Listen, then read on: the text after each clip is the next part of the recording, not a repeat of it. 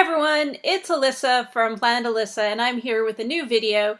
This video is for those of you that are Amazon sellers, and it was something that somebody requested in a comment on one of my videos, and so I'm going to attempt to make a video discussing Amazon sales rank. And I am going to give you the disclaimer that I do not feel like an expert at all. So definitely take everything that I say with a grain of salt. Now, for those of you that aren't quite sure what I'm talking about or are just getting started on Amazon, when you look up a product on Amazon, whether you're looking it up on Amazon directly or with an app on your phone, such as Profit Bandit or the Amazon Seller app, one of the pieces of information you're going to see is the Amazon sales rank. Now, Amazon sales rank is broken down by category. Not the very specific categories, but the main category. So there's a category for books. I mean, there's all these different types of books and genres of books, but they all get grouped together under the category books. There's a category for toys and games, and so on and so forth. And each category has its own sales rank. The reason that's important to understand is because sales rank and what is a good sales rank is going to vary greatly from category to category. And so I will try to explain that, and I'm going to use books and toys as two categories just to compare them, because they're two categories I sell a lot in, and I feel pretty comfortable with knowing what's a good sales rank, what's a bad sales rank, and understanding that. So as many of you know, Amazon got started selling on the internet with books, and that was their primary focus for some years. Obviously, they expanded way beyond books, but they still are, the place online to purchase books of any sort. I mean, if you want a book and you can't find it on Amazon, it is pretty rare. So because of that, the books category is by far the biggest category on Amazon. And so you're going to have ranks up into the, into the millions, I'll look up something and I've had like a sales rank of 10 million or 11 million. I didn't purchase those items, but you're going to see some crazy high numbers like that. And so because of that, what's considered a good, at least to me or to many sellers, rank for books will be an awful rank for other categories. So for example, if I find a book that's like, say, ranked at 800,000, that's actually a really good sales rank in books. It sounds awful, but it's great because, like I said, they go up to, I don't even know what books go up to anymore, but over 10 million, okay? And so 800,000, when you look at it that way, is actually pretty low. And, if you find a book that's, ranked 800,000, that you send it into Amazon, it's going to sell pretty quickly. I mean, it's maybe not going to sell instantly, but it's going to sell, within a couple months, I would say, of sending it in, unless you're like pricing it crazy high or it's in really bad condition or something.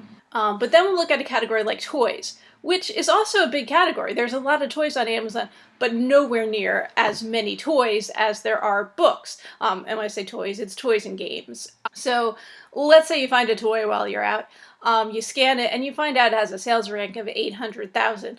Well, you're probably going to want to pass by that toy because 800,000 in toys is not that great.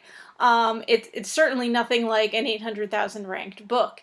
And so when people say, what's a good sales rank? Well, the next question is, what category? And so there are some categories where I'm not that familiar with, in part because they're not very big.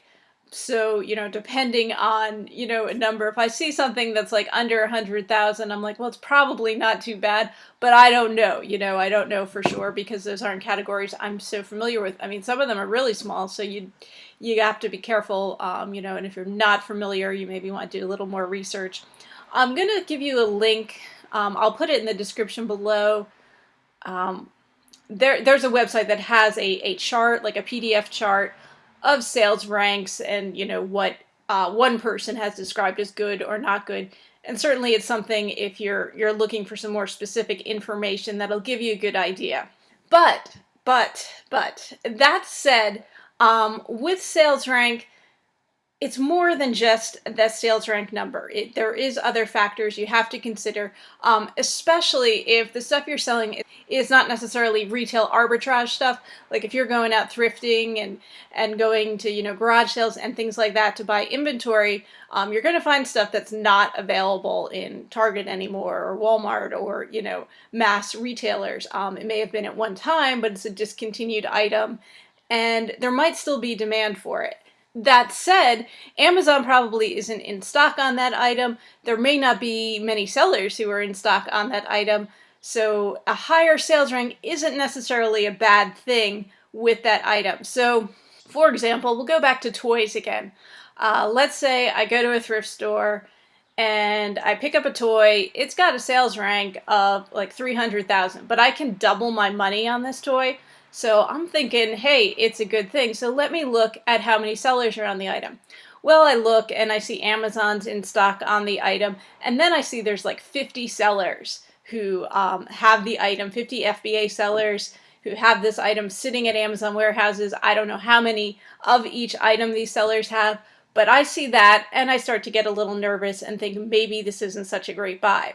Because even though I can double my money, A, it's not going to happen quickly, and B, when I see that many sellers, Amazon being in stock, and that high sales rank, I gotta figure that the price might come down a bit.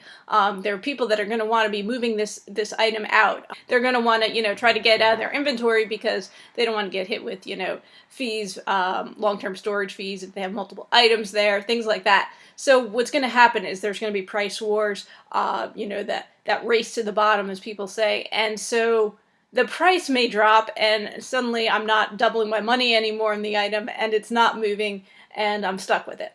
Now, that said, if it's more than doubling my money, like let's say I find something for $3 and it's going for, you know, $50 on Amazon, I might still buy it even with that 300,000 rank in toys because it's unlikely that's going to come down in value that much. Now, usually when you find something like that, though, you're not going to have a situation where Amazon's in stock on it, and you're not going to usually have that many sellers that are in stock on it.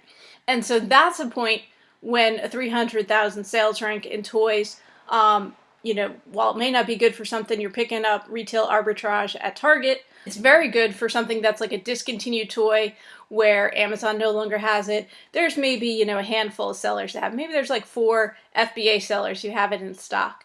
But 300,000 rank, even though that's bad in toys, it's not awful, especially if there's only 4 sellers that have it in stock. And when it's something like that, I'm guessing those 4 sellers maybe have like 1 or 2, but probably not much more than that of the item available. In which case, you know, 300,000, it's going to move pretty quickly because there's still a demand for it and there isn't that many of the item available. Books, it's a little bit different because usually when we're talking about books as a reseller, you're selling used books. You might sell used toys too under collectible, but with books, it's almost always going to be used books. And in that case, the demand may not be as high for a used book as it is for a new book. But again, if you have a great sales rank, it's going to sell if it's on a subject that's in demand and there aren't that many people that have it in stock and Amazon doesn't have it in stock new, then it's probably going to move pretty quickly as well. So I've either helped you understand sales rank or I've made it more confusing. But the things you have to think about are, first of all, what is the category? That is the number one thing you have to know. And that page that I will send you a link to in the description does break it down category by category and gives you some more specific information than I'm giving you in this video. So the first thing you need to know is category. The second thing is what is, you know, a good sales rank in that category. But then beyond that, you want to look at the number of sellers that are on the item, whether Amazon's in stock on the item. And those are key things that can affect the price and how quickly an item will move. So again, like a higher sales rank, not too high, of course, but a higher sales rank with not that many people selling it and Amazon not being in stock on it, it's going to actually move quicker than an item maybe with a lower sales rank when Amazon and a lot of other sellers are in stock on that item. Oh, and one last thing that I didn't mention, not quite too big a deal, but something to keep in mind are seasonal variations. And these are items that you know, maybe like something that's going to sell more in the summer, outdoor toys, or, you know, certain sporting equipment, pool toys, things like that, are more summer items. So their sales rank is going to be lower in the summer and higher in, you know, the winter. You know, if you're, you know, out shopping, it's September, you find something that's really like a summery toy and it has a low sales rank because it's been selling pretty well all summer, you might want to be careful because that sales rank is not going to stay so low because weather's getting colder, people aren't, you know, out swimming or out playing in their backyards as much. And so that item is not going to move that quickly. Now, if you want to hold on to it until next summer, you're certainly welcome to do that.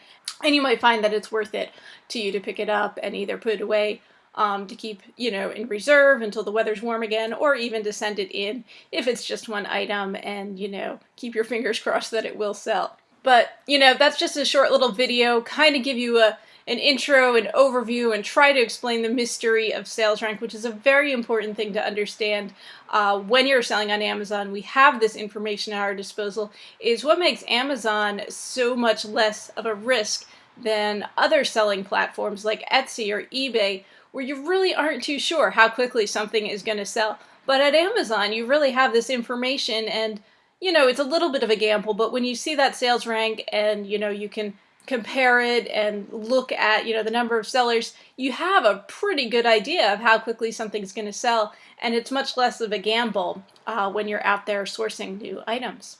So hope that helps, guys. So my name's Alissa. I run the channel Planet Alissa. I put out videos every week showing the different vintage items that I've sold in my Etsy store, Planet Alissa, and then I do get some other videos out more generally on selling online or selling on Amazon. And from time to time, I get some other videos like haul videos out for you. So thank you guys for watching. If you like this video, please give it a thumbs up or subscribe to my channel or leave a comment below. And I'll see you guys again soon. Happy selling, everyone!